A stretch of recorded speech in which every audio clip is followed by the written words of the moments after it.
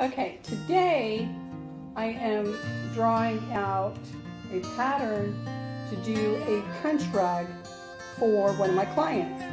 I've got a picture of her identifying things out. I've got a picture of her trailer. There it is. And let me see, I'll bring this a little closer so maybe you can see it. Can you see that? That is her trailer.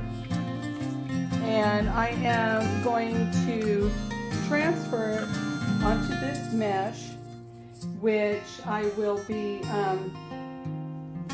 making her punch place rug, or actually I think this is going to be a pillow. I think that's what she said she wanted. But anyway, so I'm transferring the design of that trailer onto my mesh.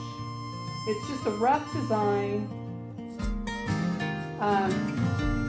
One thing about using or doing the punch rug is you can't get a lot of detail. So the detail of the siding of the trailer I won't be able to duplicate in this unless I was doing a really big rug.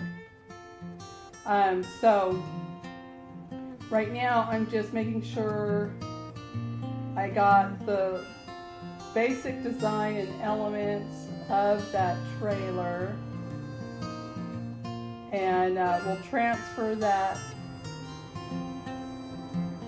through the magic use of yarn to turn this into a punch rug.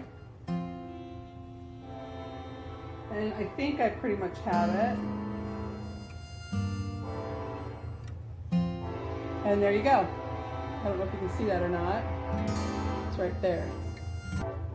So this will be transferred through yarn into a rug.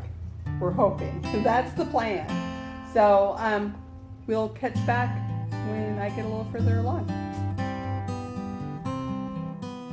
All right, so this is my tufted rug that I'm doing. This is called Punch Needle Rug.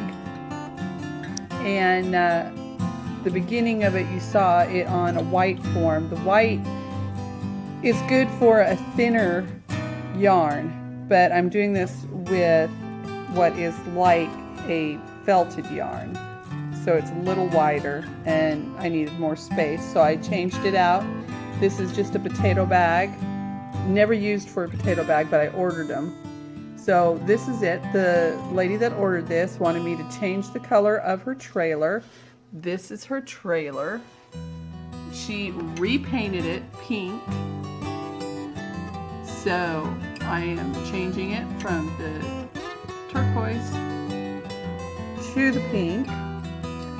And this will be a happy little pillow, but it'll be a pretty little pillow that she can put on her couch, a tufted pillow that is of her trailer, which, like I said, is now pink. So here you go.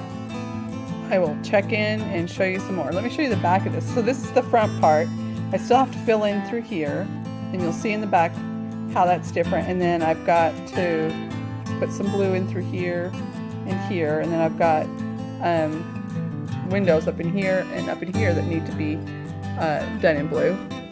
But here's the back right here, and so I have to go in and I need to fill in through here. This is my tuft needle. I put the yarn through here. It comes out the end of this needle and then in through this hole right here. See that?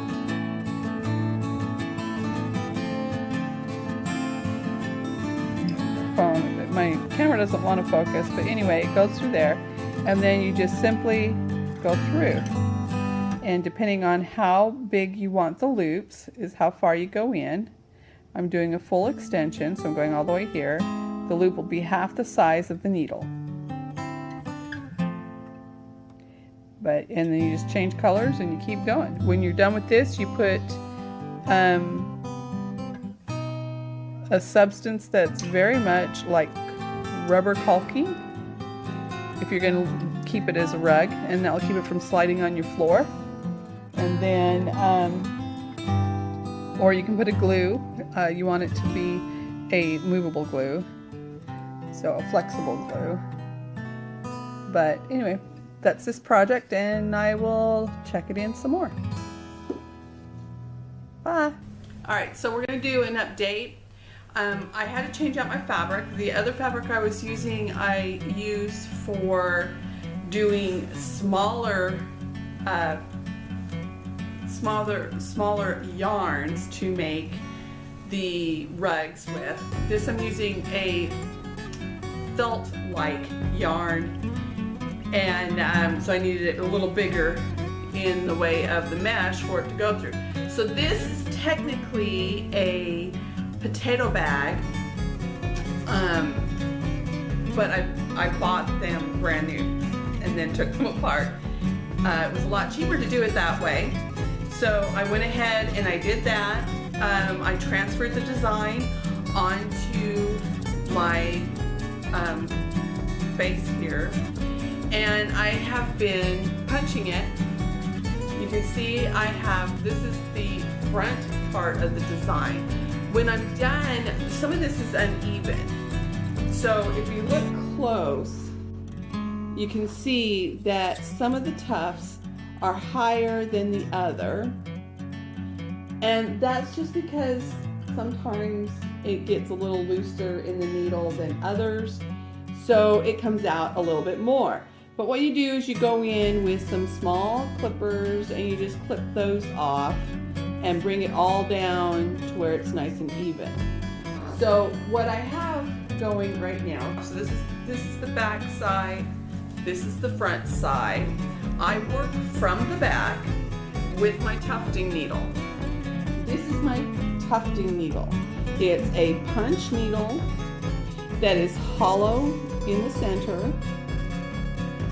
It's hollow through here. The yarn goes through the handle, out the needle, and then there's a hole.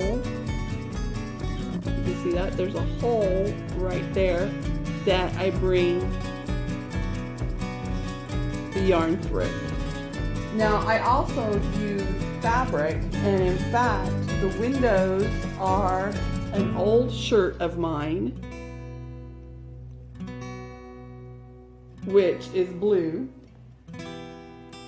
And so you can use that with t-shirts, you can use it with regular woven shirts, and I've even done jean material, so it can be a green project also. This yarn is going to be discontinued, so I'm not really happy with that because I have a machine that makes strips like this out of fabric, and I can sit there and roll and make all the fabric I want this width, but it's so much easier if it's already done. So I'm gonna have to go and pretty much buy the stock out so I have enough to do my projects for the year, and then I'm back to the old process. So a little bit of coffee to wake me up, wakey wakey, eggs and bacon. And I am going to go ahead and start tufting. Hopefully it will stay. I don't want to break my phone. All right, so you go down. I'm rocking it down, and I'm going to hold that tail. And then I'm going into my next. My glasses will help me so I can see what I'm doing here. And I'm going to split that across. Now, sometimes you'll get in and the mesh is moved apart, and you'll have to go in there and help to hold your lengths, your little loops, or else it will come up on you. So I do that when I'm doing my side motion too. I'm going in and just basically setting the design. So I'm holding, you normally don't have to hold the backs, but I'm using a fabric that moves very easily. The weave is very, very loose. So sometimes it won't hold the yarn as it's coming in. So just following my lines, following my lines.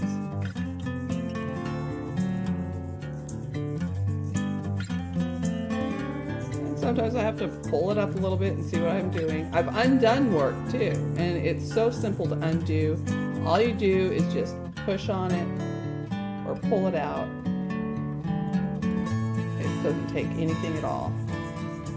Okay, so I'm gonna get me some more yarn, and let's see if we can get a closer shot.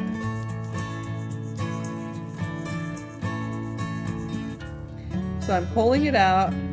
The tip is removed from the cloth. See that? Tip removes from the cloth, and I push it back in.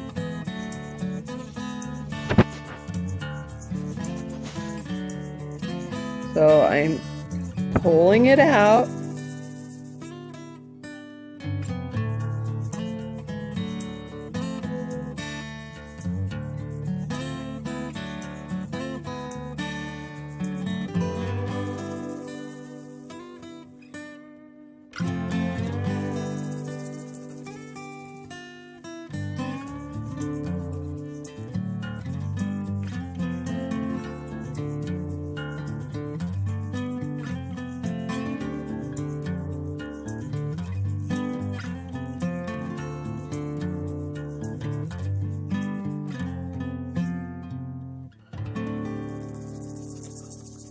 And just keep working. So I'm going to change cameras